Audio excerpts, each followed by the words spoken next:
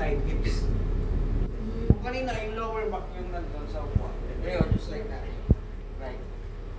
Okay? Side hips. Side hips. Ito ang manibel ka.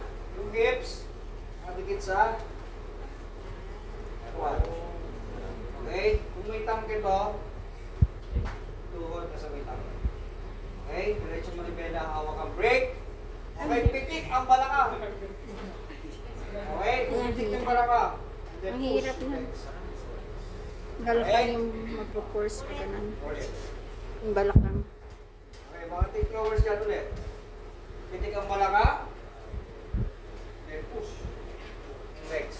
Ako gumamit ang braso. Kasi yung iba ginagawa ko yan. Hawak. Okay. Hindi sasagad sa kabila, mahirap pabulin yan. Dami ka na doon. Okay, ilagay ko pa. Tawag doon hips and side. Hip side. Hip side. Hips. Susi. Tayo.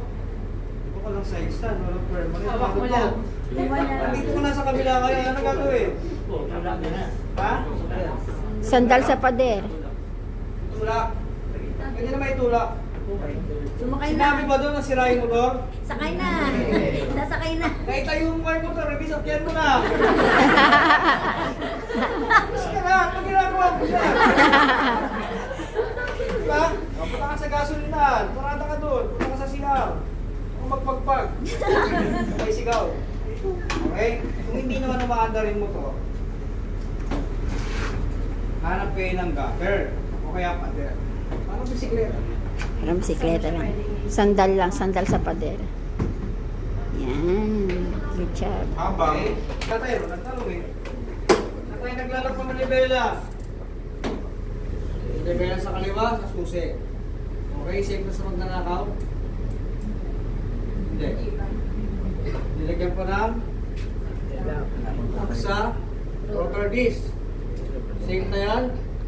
Hindi. Kasi pwedeng dami itong magnanakaw. Anak. Pwede buhatin, okay? Para matanggal yung naglalak yan. Okay? Kasi po kami ay dating